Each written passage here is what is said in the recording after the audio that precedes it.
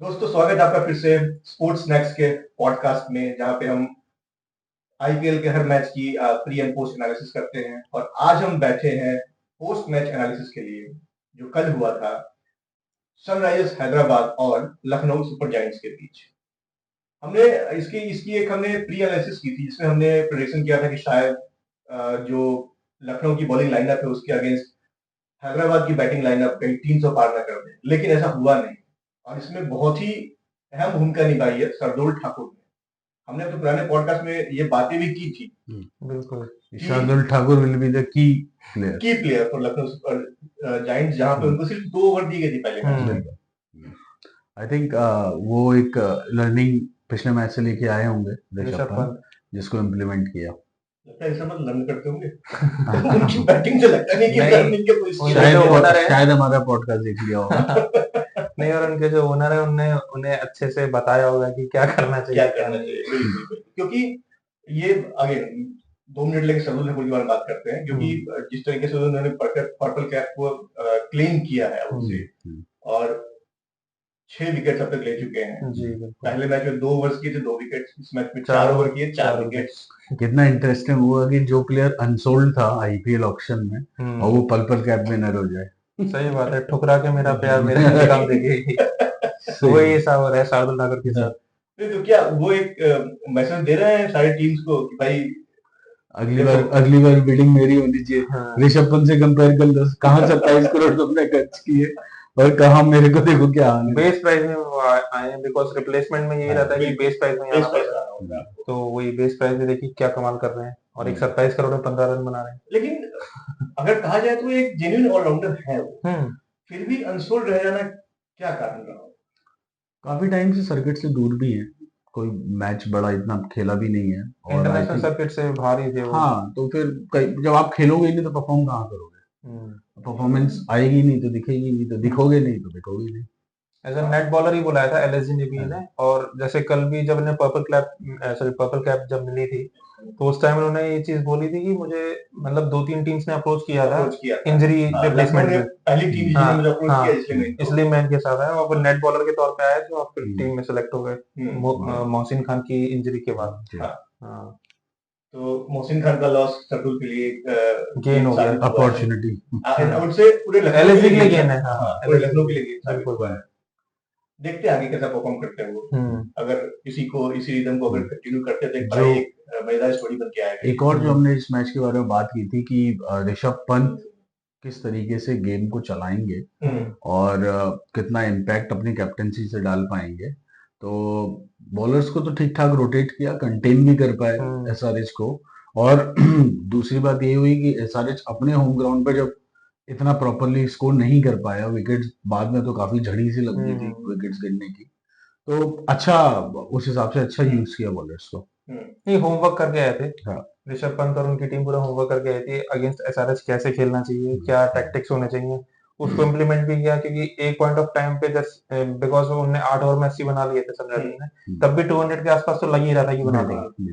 Heinrich Klaasen का वो जो अजीब सा रनआउट जो हुआ था ना, उसने गेम चेंज कर दिया। शायद क्लासन होते तो फिर आई थिंक दो जगह मुझे ऐसा लगा, एक तो वो रनआउट जो इनके पक्ष में नहीं गया, दूसरा एक और जो एसआरएच का एक जो कैच मिस हो गया था इसका, अपना ट्रेविस हेड का, जो निकोलस पूरन ने छोड़ दिया था, वो एक्सपेक्टेड था इस तरह के कैच लिए जाने चाहिए इंटरनेशनल लेवल पे। तो बट ठीक है, miss is a miss, part of the game. लेकिन 2 चीजें यहाँ पे निकल जाती। पहली चीज तो ये कि भाई 191 भी कोई छोटी स्कोर नहीं। बिल्कुल। आपको लगभग 10 के रन रेट से रन बनाना हो, आप उस स्कोर को भी आप डिफेंड नहीं कर पाए एज अ कैप्टन। तो बड़ा आसान करेंगे पैट कमिंस की कैप्टनसी की। पैट कमिंस की एनालिसिस का पूरा जिम्मा मैं अक्षय को दूंगा, बहुत पसंद करते हैं पैट कमिंस को। पैट कमिंस मेरे मतलब काफी पसंदीदा कैप्टन है, पसंदीदा खिलाड़ी है, बिकॉज उन्हें सिर्फ ट्रोल करना आता है इंडियन क्रिकेट को, और वो कुछ करते हैं नहीं। तो आज हमें मौका मिला है ट्रोल करने का कि 6th ओवर में वो बॉलिंग लेके आए थे अपनी, ठीक है ना। जब 5 ओवर हो चुके थे, निकोलस पूरन रंग में थे, मिचेल मार्श रंग में थे, तब वो बॉलिंग लेके आए थे। इससे ये दिखाता है उनकी मेंटेलिटी की उन्हें पिटने से बचना था, है ना। 6th ओवर में आप बॉलिंग लेके आ रहे हैं, आपको नई बॉल के सामने एटलीस्ट अपने कंट्रीमैन के अगेंस्ट तो बॉलिंग करानी चाहिए थी, मिचेल मार्श के अगेंस्ट। मार्श को आपसे बेहतर कौन जान रहा और क्या, बट उन्होंने नहीं किया। 6 ओवर में आए और पहले ओवर में 11 रन खाए थे शायद उन्होंने। फिर उसके बाद अभिषेक शर्मा से इन्होंने ओपन कराया था बॉलिंग का, जिसमें उन्होंने सिर्फ 4 रन दिए थे, मेरे 3 या 4 रन दिए थे अभिषेक शर्मा ने। उसके बाद जब निकोलस पुरन सेट हो चुके हैं, और निकोलस पुरन का सेट होना मतलब कुछ सिक्सेस मारते हैं सेट में और कुछ नहीं करते। लेफ्ट आर्म बॉलर नहीं पड़ता, कोई भी बॉलर है वो बैठकी होती है, क्योंकि लेफ्ट आर्म बॉलर के अगेंस्ट अगर मतलब एक लेफ्ट हैंड बैट्समैन के अगेंस्ट अगर आप लेफ्ट आर्म बॉलर लेके आ रहे हैं स्पिनर, तो वो तो मार खाएगा ही खाएगा। उन्होंने सिर्फ 2 ही बॉल खेली थी अभिषेक शर्मा के, दोनों 6 मारे उन्होंने। तो वो इतने ज्यादा ईज आउट हो गए थे उस टाइम तक, उस पॉइंट ऑफ टाइम तक, कि उन्हें कोई फर्क ही नहीं पड़ा था कौन बॉलर आ जाए क्या वहां तक जाने कैसे दिया आपने। हाँ एग्जैक्टली। आप छठे ओवर में खुद बॉलिंग लेके आ रहे हैं, आप 5 ओवर तक क्या कर रहे थे?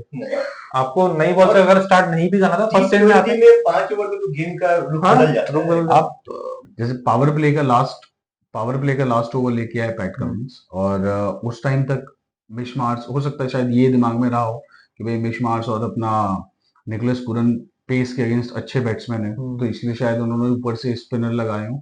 बट आप जब छठे ओवर में आ रहे हो तो इट्स वेल एंड गुड, जब दोनों बैट्समैन सामने ही है, सेट हो चुके हैं, तो फिर आप और पिटाई खाओगे।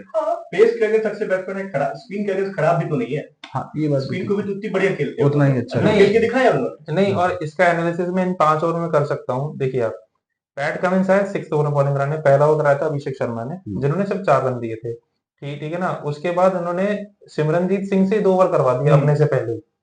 आप सिमरनजीत सिंह को अपने से बड़ा बॉलर मानते हैं? जो डोमेस्टिक खेल रहा है, आप उसको बेचारे को सामने लेके आ रहे हैं कि भैया जाओ पिटो, है आप खुद पिटने से बचना चाह रहे हो, तो ये तो कोई कैप्टनसी नहीं हुई ना। मतलब आप फ्रंट से आके कैप्टनसी नहीं कर रहे हो। Captain should lead from the front. हाँ, और 191 का स्कोर कोई इतना छोटा स्कोर तो है नहीं कि आप डिफेंड ना कर सके। आपके पास शमी है, आप खुद हैं, आप बड़े नाम है, जैम्पाई का बड़ा नाम है आपके पास, है ना। तो आप 3 तो बड़े बॉलर्स हैं, 3 मतलब 12 ओवर तो हो गए आपके पास। 12 ओवर में तो आप कुछ ना कुछ कर सकते थे।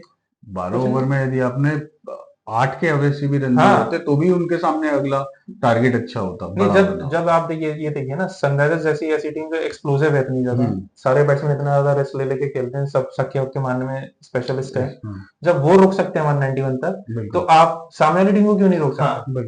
बिल्कुल वही चीज से थोड़ा लर्न करना चाहिए। हाँ, वही तो, पिच कैसे काम कर रही है, पिच। मुझे तो पहली बार ताज्जुब हुआ कि जब ऋषभ पंत ने टॉस जीत के पहले बॉलिंग इनवाइट किया उनको बैटिंग के लिए, तो मुझे लगा कि भाई ये तो मतलब आबेल मुझे मार वाले हो रहा है कि भाई आओ अपनी पिच पे पहले बैटिंग करो, बनाओ 350। बट अच्छा मतलब कंटेंट गोइंका साहब नहीं, अच्छा अभी तो वही लगी नहीं। टू बी वेरी ऑनेस्ट, जो एलएसजी के नए बॉलर्स थे उन्होंने काफी कमाल की बॉलिंग करी, नो डाउट, है ना। Inexperience bowling lineup. उसके बाद चाइना में क्या विघ्नेश, दिग्वेश राठी, उनकी काफी, मुझे उनका एक्शन बड़ा प्यारा लग रहा है। सुनील नारायण की बिल्कुल याद दिलाते हैं, बॉल छुपा के बॉलिंग करते हैं। फैन भी है सुनील नारायण के। 74 नंबर भी वेयर करते हैं वो सुनील नारायण की तरह। काफी कॉन्शियस है, तो और बॉलिंग काफी अच्छी इंपैक्टफुल रही, अच्छी रही, एकदम बढ़िया। दूसरा प्लेयर जिसकी मैं बात करना चाहूंगा वो है निकोलस पुरन। 18 गेंद में 50, इस सीजन का फास्टेस्ट 50। अच्छे फॉर्म में दिख रहे हैं, पहले ही मैच से आप देखें ताबड़तोड़ बैटिंग कर रहे हैं। मतलब उन्होंने आईपीएल को समझ लिया ये मेरा होम टूर्नामेंट है। मतलब पूरी I think her IPL season में वो 2-4 इनिंग ऐसी खेलते हैं। और इस बार भी देखिए स्टार्टिंग से ही पहले मैच से उन्होंने अपने इरादे साफ कर दिए। आईपीएल मतलब मारो। 2 मैच में क्या नाम है, इंडियन पेलो लीग तो नहीं बता दिया। कौन सा चूरन खा गया था निकोलस पुरन? उनको लगता है प्रीमियर लीग ने पेलो लीग बता दिया गया। वो किसी बॉलर को नहीं बख्शते उनके सामने, जब वो अपने रिदम में होते हैं। उनसे शायद बढ़िया टाइमर भी कोई नहीं है बैटिंग में, जिस तरीके से टाइम करते हैं वो। क्योंकि कुछ प्लेयर्स होते हैं, जैसे ग्लेन मैक्सवेल का मैं नाम लूंगा, वो पूरा इधर उधर होके विकेट के इस पे छक्का मारने की कोशिश करते हैं।